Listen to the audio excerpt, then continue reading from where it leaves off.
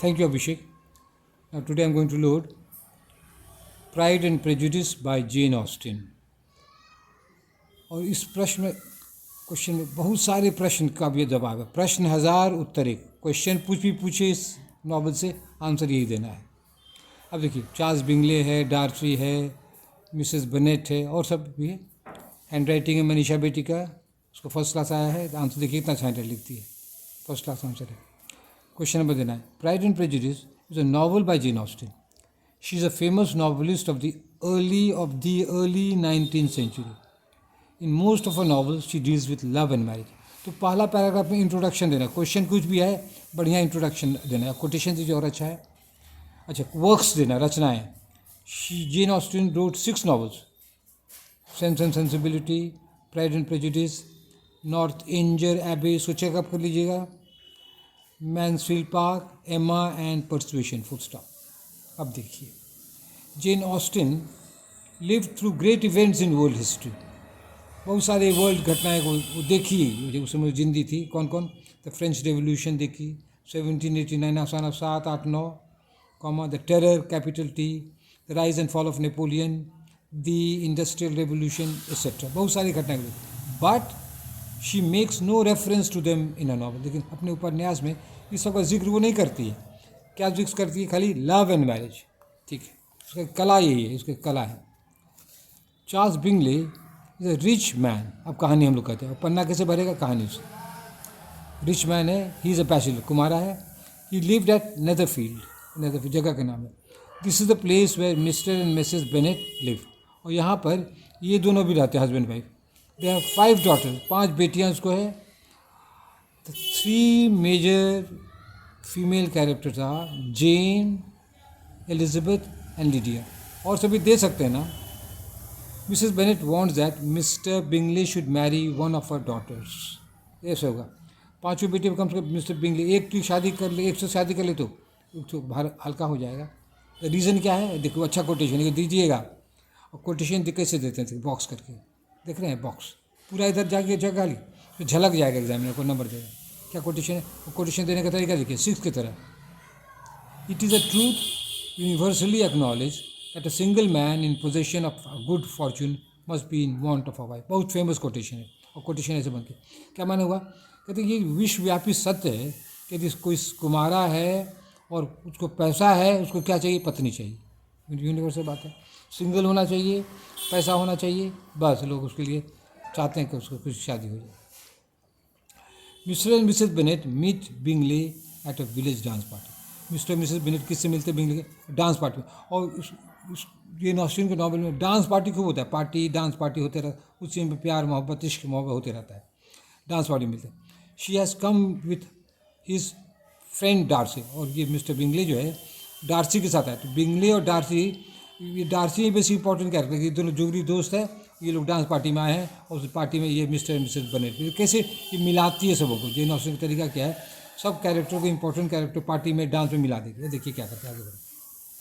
Thank you Abhishek. अब page Manisha का page 12 है.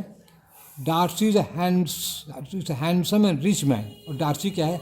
हैंडसम है, अमीर भी है, जवान भी है. He has a large fortune, पैसा भी है. Bingley and Jane fall in love. Bingley और जेन में तो लव हो जाता है. But Darcy rejects Elizabeth. लेकिन डार्सी जो है एलिजाबेथ को छाड़ देता है. देखिए कितना कटु बात कहता है. क्या कहता है वो? She is tolerable but not handsome enough to tempt me. वो क्या कहता है?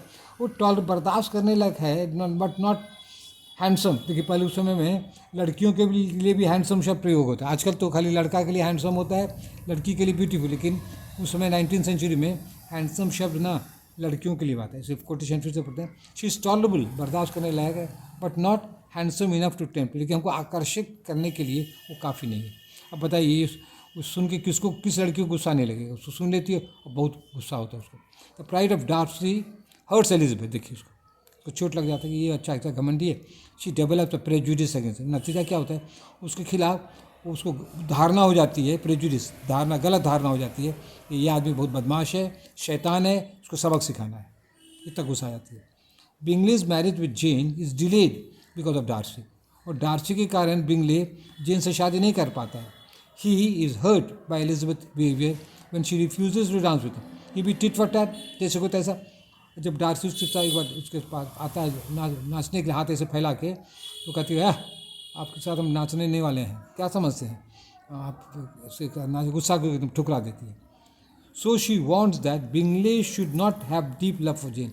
तो इसी गुस्सा में डार्सी भी चाहते कि बिंगले उसकी बहन से शादी नहीं करे, तो आपस में ये बैर हो रहा है, समझ रहे हैं। डार्सी चेंजेस हिज एटीट्यूड, लेकिन डार्सी जो है अपना विचार बदल लेता है, समझदार है। ही डेवलप्स लव फॉर एलिजबेथ। इस नॉवल में आयरनी है, कभी कभी क्वेश्चन पूछेगा आयरनी इन द नॉवल, तो आयरनी या विडम्बना ये है, तो डार्सी एलिजबेथ से नफरत करता था, उसी एलिजबेथ से वो उसको प्यार हो जाता है, उससे माफ़ी मांगता है, उससे शादी करता है। तो ये Darcy changes his attitude. He develops love for Elizabeth but she rejects him at a dance party because she has prejudice against him. लेकिन वो ठुकराते रहती है। अब डार्सी उसके लिए फिदा, लेकिन डार्सी गेट्स अ शॉक, क्योंकि सदमा लगता है, हमारे जैसा अमीर आदमी, हैंडसम आदमी हमको ठुकरा रही है। ही रियलाइजेज हिज मिस्टेक, वो गलती महसूस करता है। डार्सी टेल्स एलिजबेथ, और माफ़ी मांगता है। देखिए बहुत अच्छा कोटेशन है। डार्सी कह रहा है एलिजबेथ क्या कर, you taught me a hard lesson, तो उनको कठिन सबक सिखाई, बट नेसेसरी वन, कठिन सबक, लेकिन वो मेरे सबक सीखने के लिए वो ज़रूरी था। You showed me how all my wealth could not please a women who was worth pleasing. तो उनको ये सबक सिखाई कि मेरा सारा धन दौलत जो है किसी लड़की को खुश नहीं कर पाया जिस लड़की को मुझे खुश करना चाहिए। समझे, बहुत बढ़िया अच्छा कोटेशन है, फिर से पढ़े क्या। You taught me how all my wealth could not please a women who was worth please. पूरा धन उस औरत को खुश नहीं कर सका जिसे मुझे खुश करना चाहिए, तो मेरा सारा धन बेकार हो गया, समझे ना। तो झुक जाता है और तब उसको एलिजबेथ भी माफ़ कर देती है। Elizabeth attitude toward Darcy softens, नरम हो जाती है वो ना। She comes to know the noble qualities of Darcy, वो ये भी देखती है डार्सी में गुण भी है। गुण क्या है, उसको बहुत अच्छी लाइब्रेरी है, बहुत सुंदर गार्डन है, और संकट में लोगों को मदद करता है। He has persuaded Wickham to marry Lydia. Lydia भाग गई थी और विकहैम उससे शादी नहीं कर रहा था, लेकिन उसको नौकरी लगा दिया, उसको समझा बुझा के उससे शादी करा लिया। ये भाग गई थी Lydia. She had eloped with Wickham, Lydia जो है शी भाग गई थी, तो उस झंझट में, उस बेशर्मी मैंने खराब बिहेवियर परिवार में उसको डार्सी बहुत मदद की, इसलिए एलिजबेथ उसके प्रति उसको सॉफ्ट कॉर्नर हो जाता है।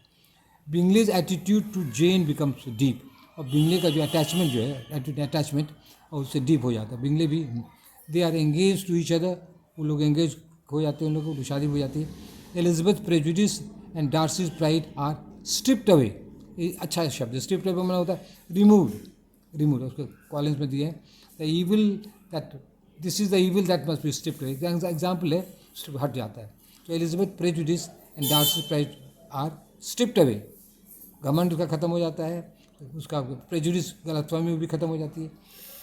दे मैरी, वो लोग शादी कर लेते हैं।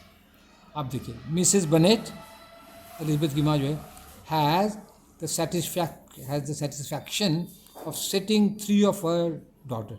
तो 3 बेटियों की शादी हो गई, एलिजबेथ की, जेन की और लिडिया के भागे 3 की शादी हो गई। तो इस नॉवल में 3 बेटी की शादी हो गई, उसका माथा हल्का हो गया, और 2 की शादी अब हो ही जाएगी, इतना जीजा है ना, सब शादी करा देगा। In conclusion, Bingley has an impressive character in pride and prejudice. अब देखिए जो क्वेश्चन पूछे ना, उसका यहाँ नाम बदल सकते हैं, यहाँ डार्सी दे सकते हैं, एलिजबेथ दे सकते हैं, क्योंकि सब का तो कैरेक्टर इम्प्रेसिव है ही है। तो यही तरीका है प्रश्न हजार उत्तर एक का। Thank you very much.